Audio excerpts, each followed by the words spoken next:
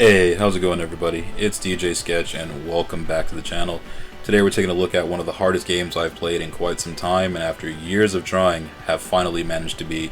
On the menu today is Shadow Dancer, The Secret of Shinobi for the Sega Genesis. This is a side-scrolling action platformer developed by Sega in 1990 and was released shortly after The Revenge of Shinobi, and it's a long-running debate on whether it's canon to the Shinobi series or not. I for one consider it to be canon, even though it's not considered a continuation of the arcade coin-op Shinobi, but is a spiritual sequel, 1989's Shadow Dancer coin-op arcade game. The difference between this and Shinobi is now you have a dog companion that will sick enemies and distract them so you can pull up and do some sweet ninja shit. Much like the original Shinobi, the goal here is to get through the 5 stages, which are broken up into 3 sections each, the first 2 of which you need to rescue the hostages and get to the exit without getting hit. Yep, this is another one of those games where it's one hit and your ass is grass. And trying to brute force your way through this game will more than likely get you smoked until you figure out which attacks are effective, and at what range, and most importantly, when the best time to strike your enemy will be. Granted, you can run through this game relatively quick, but even at times when you're paying attention, as mentioned above, you're going to get smoked a lot. Worry not though, there are several 1-ups scattered through each level segment except for the boss fights,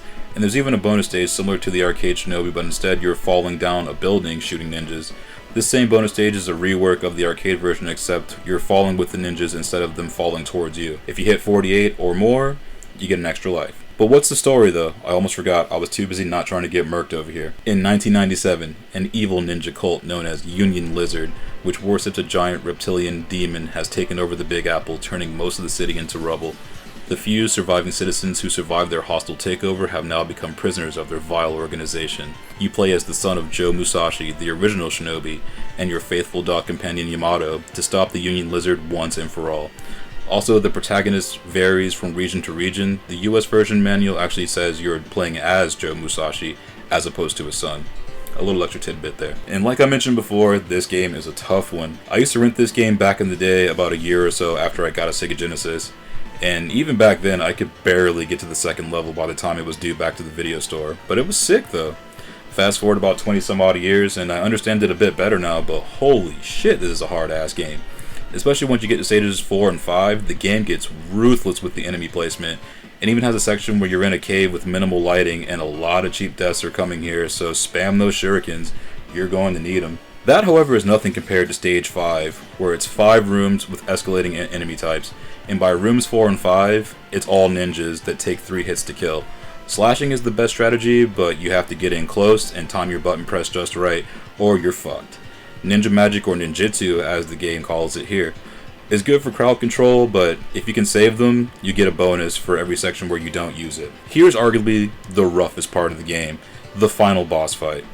I spent hours on this part of the game, and it's the last part, and on paper it doesn't sound difficult, but once you're doing it yourself you realize just how gnarly this part is. Ninjas keep spawning in with varying attack patterns, and the Union Lizard boss will take his helmet off and rain down fire on the arena. The trick here is to stay under the pillar and wait for the flames to dissipate, and then get as many hits in as you can until he puts his helmet back on.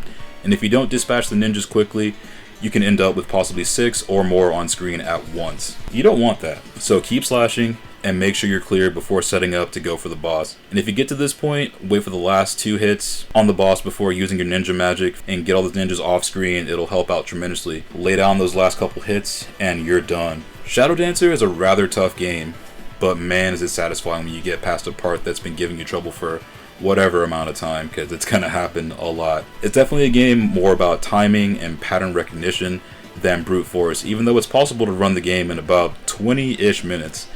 But the only way you're doing that is if you played and beat this game several times and know just about where everything is possibly going to be, and even possibly some sequence breaks if you really want to try to be speedy about it. Be that as it may, this game rules, and when you get to that final splash screen, it's rewarding. Shadow Dancer gets an 8.5 out of 10. This will always be one of my favorite installments of the Shinobi series, and eventually we'll go through more of them here on the channel, so stay tuned, there's still quite a bit to cover with these.